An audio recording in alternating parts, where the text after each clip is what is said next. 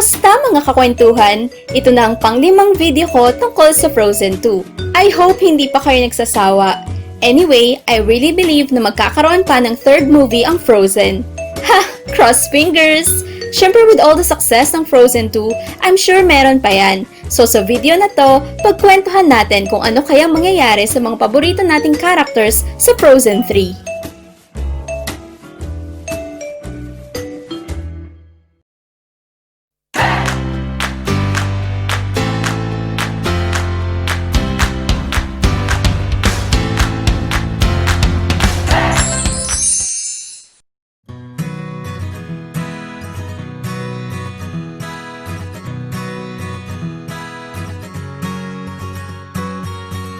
Hans.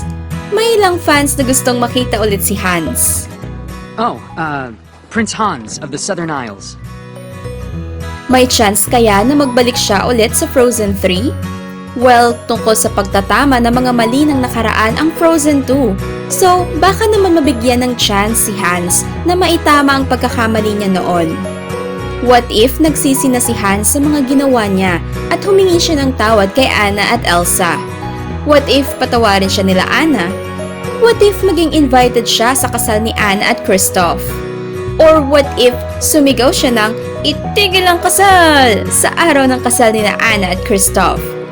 In any way, it would be great na makita ulit si Hans, kahit cameo lang. Update man lang kung ano ang nangyari sa buhay niya after ng lahat ng pangyayari sa unang movie. Anna. As we all know, si Anna ang bagong queen ng Arendelle.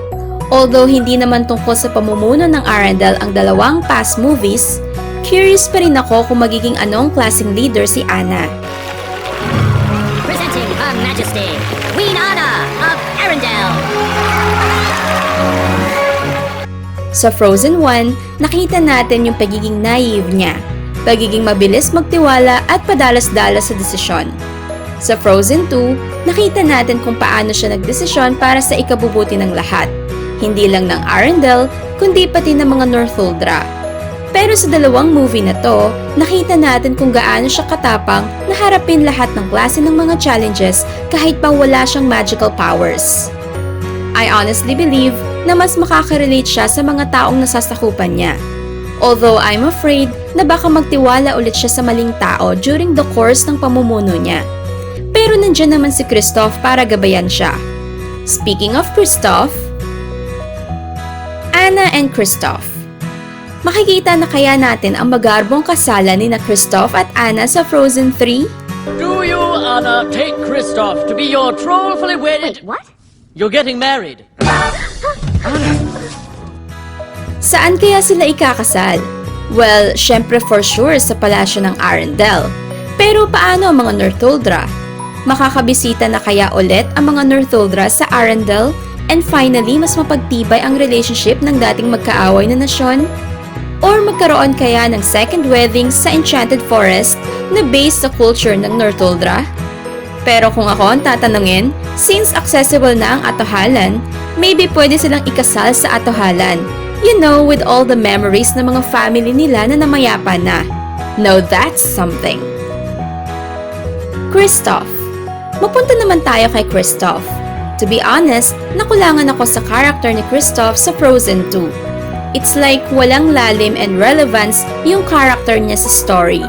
And kung matatandaan nyo sa video ko na Kristoff versus Matthias, I honestly felt like hindi pa ganoon ka-matured yung love niya for Anna, and it seems like wala siyang sariling identity outside of relationship nila ni Anna.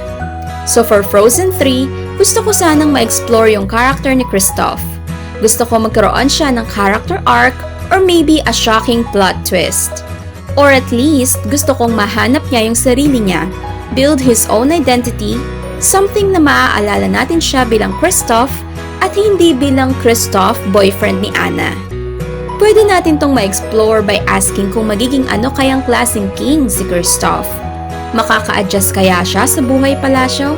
Or mas nanaisin niya kaya maging isang simpleng citizen ng Arendelle? I'm shocked you can last an hour. That was brutal. The things we do for love. Iduna and Agnar. As I said sa previous video ko about sa unanswered questions tungkol sa Frozen 2, Is it possible na nasa atohalan din ang spirits ng mga namayapa na? Magagawa kayang makipag-usap nina Elsa at Anna sa parents nila sa atohalan? Sa Frozen 3, malalaman kaya natin kung meron silang gustong sabihin sa magkapatid? I love you. I need to tell you about my past and where I'm from. I'm listening. Olaf. Since ilang beses in-emphasize sa Frozen 2 movie that water has memories, is it possible na may mahalagang papel na ginampanan si Samantha kaya randomly siyang naalala ni Olaf? Samantha? I don't even know it's Samantha. Makikilala na kaya natin kung sino talaga siya sa Frozen 3? May ilang fan theory na nagsasabing maaaring buhay pa sina Iduna at Agnar. At si Samantha ang magiging susi para mahanap sila. Sino nga ba talaga si Samantha? Elsa. Alam naman natin na naging fifth spirit na si Elsa. Pero one of the biggest questions pa rin is kung magkakaroon ba ng love interest si Elsa. Yung ibang fans naghihinala sa tandem ni na Elsa at Honey Maren. May spark nga ba sa kanilang dalawa? Dive down deep into her sound, but not too far, we'll be drowned. Pero dahil sa pagiging fifth spirit ni Elsa, baka hindi siya maging interesado sa romance at baka i-devote niya na lang ang buhay niya sa pagiging bridge between the magical nature and people. Pero kung ako ang tatanungin, 2 beses lang naman nag-usap si Elsa at Honey Maren.